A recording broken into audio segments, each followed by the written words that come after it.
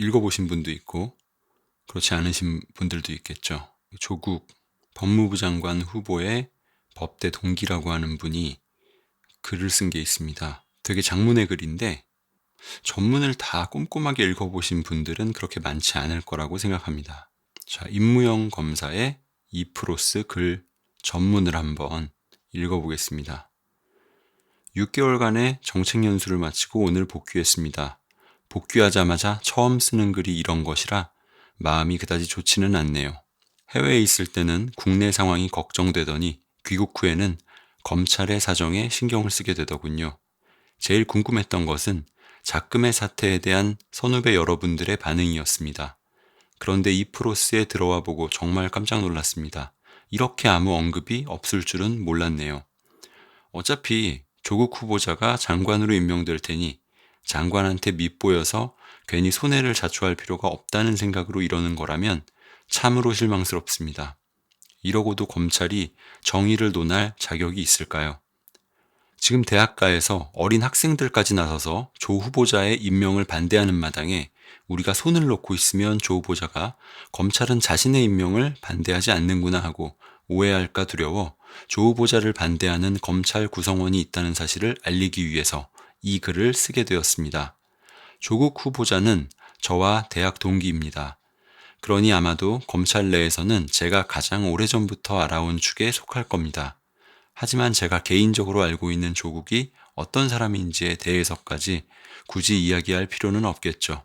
여러분들도 다 아실 내용만 가지고 말해보겠습니다. 언론에 보도되는 조 후보자를 둘러싼 의혹은 하도 많아서 까도 까도 또 의혹이 나온다는 의미로 강남 양판이 까도남이니 하는 호칭이 붙었고 매일 아침마다 각 언론사가 경쟁적으로 내놓는 단독 보도들 때문에 조 후보자의 호가 단독이 되었다는 이야기도 있습니다. 그 의혹들 중 굵직한 것만 골라도 자녀의 입시비리, 웅동학원 관련 토지매매 대금 포탈, 사모펀드와 투자금 의혹 등 3가지가 있습니다. 과거에 다른 후보자들이었다면 그중 한 가지 정도의 의혹만으로도 사퇴했을 겁니다. 안대희 총리 후보자는 변호사 개업 후 수임료가 과다하다는 이유만으로 사퇴했습니다. 문창극 총리 후보자는 교회에서 장로 신분으로 강연한 내용이 국민 감정을 자극했다는 이유로 사퇴했고요. 박희태 법무장관은 딸의 편법 입학 의혹만으로 장관직을 내려놓았습니다. 멀리 갈 것도 없습니다. 조 후보자가 민정수석 시절 인사검증을 담당해 장관 후보자가 되었다 사퇴한 분들 가운데 안경환 법무부 장관 후보자를 비롯해 조 후보자보다 더 무거운 의혹을 받았던 분들은 없습니다. 아니 그분들에게 쏠렸던 의혹들을 모두 합해도 조 후보자 혼자 야기한 의혹보다는 가벼울 것 같습니다. 그런데도 조 후보자는 사퇴는커녕 검찰개혁이 자신에게 맡겨진 짐이라며 검찰 수사를 받는 법무부 장관이 검찰을 개혁함으로써 불가능을 가능하게 만들겠다고 순교자적 다짐을 합니다. 이게 과연 가능한 일인지 묻고 싶습니다. 조 후보자는 트위터를 통해 정말 옳은 이야기들을 많이 해서 지금 수많은 사람들이 조 후보자의 과거 트위터 발언 검색놀이를 하고 언론도 그 내용을 보도하고 있습니다. 혹자는 논어나 탈무드보다 더 진리를 담고 있다면서 조국 어록을 출판하자고도 하고 조위터, 조로남불, 조적조 같은 신조어까지 유행하고 있습니다. 그 내용을 몇 개만 보죠. 조 후보자는 2015년 4월 12일 트위터에서 조선시대 언관에게 탄핵당한 관리는 사실 여부를 떠나 사직해야 했고 무고함이 밝혀진 후 복직했다. 성완종 리스트 주인공들의 처신은 무엇일까라고 쓴 일이 있습니다. 당시 이완구 국무총리를 두고 한 말입니다. 현대에는 언관이 없으니 여기서 조 후보자가 거론한 언관은 당연히 언론이지요. 이 총리는 같은 해 4월 21일에 사표를 제출했고 27일에 사표가 수리된 후 조사 및 재판을 받았으며 결국 대법원에서 무죄가 확정되었습니다. 이 총리는 결과적으로 무죄였던 범죄 사실이 의혹으로 제기됐을 때 총리 자리를 던지고 민간인 자격으로 수사와 재판을 받았습니다. 조 후보자는 2017년 1월 11일 트위터에서는 도대체 조윤선은 무슨 낯으로 장관을 유지하면서 수사를 받는 것인가? 우병우도 민정수석 자리에서 내려와 수사를 받았다라고 썼습니다. 조윤선 전 장관은 장관직을 유지한 상태로 조사받다가 같은 해 1월 21일에 구속됐습니다. 우병우 전 민정수석은 조 후보자의 말대로 민간인 신분으로 수사를 받았습니다. 그런데 지금의 상황은 어떤가요? 조 후보자는 언관에 탄핵당하고 있음에도 사실 여부를 떠나 사직하기는커녕 새로이 장관에 취임하려 시도하고 있습니다. 그것도 법무부 장관의 말입니다. 조윤선처럼 장관직을 유지하는 정도도 아니고 새로 취임한다는 겁니다. 저는 사실 조 후보자의 트위터 발언에 동의하지 않습니다. 모든 공직자가 의욕만으로 사퇴해야 한다면 나만 아는 공무원이 없을 겁니다. 그러나 적어도 수사에 영향을 줄 권한을 가진 자리나 그럴 가능성이 있다는 의심을 받을 수 있는 자리에 앉은 공무원이라면 어느 정도 신빙성 있는 의혹이 제기된 경우 일단 사퇴하고 민간인 신분으로 수사를 받아야 한다고 생각합니다. 예를 들어 국무총리나 민정수석은 수사에 영향을 줄 가능성이 있는 자리니 사퇴하는 게 맞지요.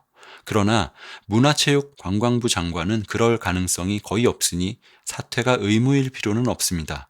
이런 기준으로 볼 때 조 후보자에 대해서는 다수의 의혹이 제기되고 법무부 장관이라는 누가 보더라도 수사에 영향을 주지 않겠다는 말을 믿을 수 없는 자리인 만큼 기존에 장관으로 재임 중이었다 해도 사퇴하는 게 옳습니다. 조 후보자의 기준이 아니라 좀 더 강화된 제 기준에 의하더라도 말입니다. 하물며 사퇴가 아니라 새로이 법무부 장관으로 취임한다는 것은 말도 안 되는 소리죠. 자신에 대한 수사 보고를 받지 않겠다는 정도로 영향력 행사가 없었다고 믿으라는 건가요? 그 자리에 있는 것이 바로 수사에 영향을 주는 행위입니다. 말을 듣지 않는 검사에게는 너 나가라라고 말하겠다고 공언한 법무부 장관이라면 더 그렇습니다. 법무부 장관에 취임한 사실 자체가 수사팀에 대한 묵시적 협박인 겁니다. 시중에는 조 후보자와 관련된 3가지 의혹에 대해 이미 결론이 정해졌다는 말도 떠돕니다. 딸의 입시 비리는 공소시효가 지났거나 부인 정경심 씨 개인의 행위로 정리하고 조 후보자는 무혐의, 웅동학원은 동생 조건 씨 개인의 행위로 정리하고 조 후보자는 무혐의, 사모펀드는 해외로 출국한 조카 조범동 씨가 소재 불명이어서 참고인 중지 또는 조 후보자는 불입건할 예정이라고 말입니다. 정의는 실현되는 결과가 공정해야 하지만 실현되는 방식 역시 정의로워야 한다는 말이 있습니다. 절차적 정의가 실체적 정의만큼 중요하다는 이야기입니다. 지금 검찰이 조 후보자와 관련된 내용을 열심히 수사하는 것으로 보이는데 만약 조 후보자가 법무부 장관으로 재직하는 상황에서 조 후보자에 대한 사건이 시중의 예상처럼 결론 내려진다면 설사 그게 진실이라 하더라도 누가 그 결론을 믿겠습니까? 이완구 전 총리, 우병우 전 민정수석 같은 분들은 그런 의구심을 없애기 위해 사퇴한 것입니다. 조 후보자는 더 이상 다른 공직을 탐하지 않겠다고 하기 전에 우선 법무부 장관이라는 공직부터 탐하지 말고 자연인의 입장에서 검찰 수사에 임하여야 합니다. 그래야 수사 결과에 대한 시중의 오해를 불식할 수 있을 것이고 검찰 역시 조 후보자가 2017년 3월 22일 트위터에서 말했듯이 정무적 판단을 하지 않고 진실을 추구할 수 있을 것입니다. 그렇지 않을 경우 조 후보자에 대해 불기소 결정이 내려지더라도 국민들은 누구도 그 결론을 믿지 않아 분쟁은 끝없이 계속될 것이고 혹시라도 조 후보자의 혐의가 인정되는 안타까운 결론이 내려진다면 검찰에 구속되는 현직 법무부 장관이라는 사상 초유의 비극적 사태가 발생할까 두렵습니다. 하지만 조 후보자를 지지하는 분들은 또 이런 말을 합니다.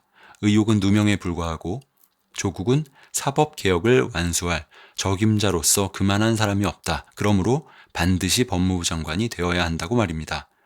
저는 그런 측면에서도 조 후보자는 법무부 장관의 자격이 없다고 생각합니다. 이제는 많이 보도된 오상방위 에피소드가 있죠. 조 후보자가 강의 중에 오상방위가 기재되지 않은 현암사 법전을 파본이라고 했다는 이야기 말입니다. 사실 저는 정당방위, 과잉방위, 오상방위를 패키지로 외웠기 때문에 오상방위가 조문에 있는지 없는지 잘 기억 못했습니다. 그래서 오상방위가 조문에 없는 강학상 개념이라는 사실을 몰랐다고 해서 무식하다고 비난하는 것은 적절하다고 생각하지 않습니다. 물론 좀 더 준비를 하지 않은 불성실에는 문제가 있다고 생각합니다만 조 후보자는 예전에는 그런 일이 있었던 사실 자체를 부인했던 것으로 보이는데 이제는 그게 자신의 수업 방식 때문이라고 변명하는 걸 보면 오상방위 에피소드의 존재는 인정하는 듯하네요. 아마 그 변명은 파본 부분이 없었으면 먹힐 수도 있었을 겁니다. 그러나 이 에피소드의 포인트는 조 후보자가 오상방위의 개념을 몰랐다는 게 아닙니다. 조 후보자가 법전에서 오상방위 조문을 못 찾자 자신이 잘못 알고 있었던 것이 아닌가 하는 의심을 하지 않고 단정적으로 법전이 파본이라고 말했다는 점이 핵심입니다. 법률가에게 교차 검증을 통한 오류의 시정은 필수적인 일입니다.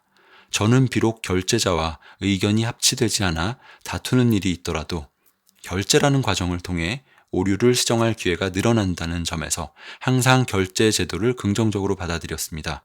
1999년에 대검에서 평검사들을 상대로 전결 제도에 대한 의견을 조회했을 때 서울지검에서 전결 제도 폐지를 주장한 유일한 검사가 저였다고 알고 있습니다.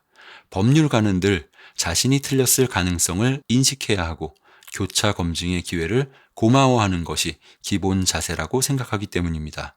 그런데 조 후보자는 자신이 틀렸을 가능성을 용납하지 못하는 무오류성에 대한 자기 확신이 굉장히 강한 사람입니다. 이런 점에서 보면 조 후보자는 올바른 법률가가 아님은 물론 법률 행정을 맡을 자격 역시 없는 사람입니다. 그런 사람이 법무행정을 통할한다는 건 정말 두려운 일입니다. 조적조라는 말처럼 과거의 조국이 했던 말과 현재의 조국이 하는 말은 모순이 많지요. 물론 사람은 세월이 지나면서 변화할 수밖에 없고 변화하지 않는 사람은 오히려 두뇌가 화석화된 꼰대일지 모릅니다. 그러나 어떤 변화도 그게 퇴화가 안 되려면 변화하는 합리적 이유가 있어야 합니다. 널리 알려진 것처럼 조 후보자는 경찰에 대한 수사 종결권을 줄 것인가 여부에 대해서도 과거와 현재의 말이 다릅니다. 그리고 그 의견이 바뀐 이유는 시대 상황이 바뀌었다는 말밖에 없지요. 시대 상황이 어떻게 바뀌었다는 것인지, 시대 상황이라는 게 대통령의 뜻을 말하는 것인지는 설명하지 않습니다. 2005년과 2019년 사이에 경찰에 수사 종결권을 줘도 경찰 국가화의 위험이 커지지 않을 어떤 변화가 생겼는지 궁금한데도 말입니다. 솔직히 저는 조 후보자가 주장하는 사법개혁이 어떤 의미인지 잘 모르겠습니다. 그런데 이렇게 자신의 무오류성에 대한 확신이 강한 2005년의 조국이 법무부 장관이 됐을 때와 2019년의 조국이 법무부 장관이 됐을 때 대한민국 법무, 검찰, 형사사법의 모습이 달라진다면 조국의 심경 변화에 따라 검찰과 법무부의 역할이 달라진다면 정말 웃긴 일이겠지요. 예측 가능성을 생명으로 여겨야 할 법질서 수호기관에서 말입니다. 이런 태도를 지닌 사람이 법무부 장관의 자리에 가서 자신이 뭘 모르는지조차 모르는 상태에서 법무행정을 지휘한다면 그가 초래할 악영향은 얼마나 클지 상상하기도 힘들 정도입니다. 옛말에 그릇이 되지 않는 사람에게 과분한 자리를 맡기는 것은 그가 받을 화를 크게 만들기 위함이라는 말이 있습니다. 조 후보자는 이미 과분한 자리를 노렸다가 스스로 화를 자초하였습니다. 그것도 일가족 전체에 화가 미치는 모양새여서 참 안타깝습니다. 조 후보자가 지금이라도 족함을 알고 스스로 물러나 자신과 가족을 지켰으면 하는 바람입니다. 자, 오늘은 이렇게 임무영 검사의 글 전문을 읽어봤습니다. 감사합니다.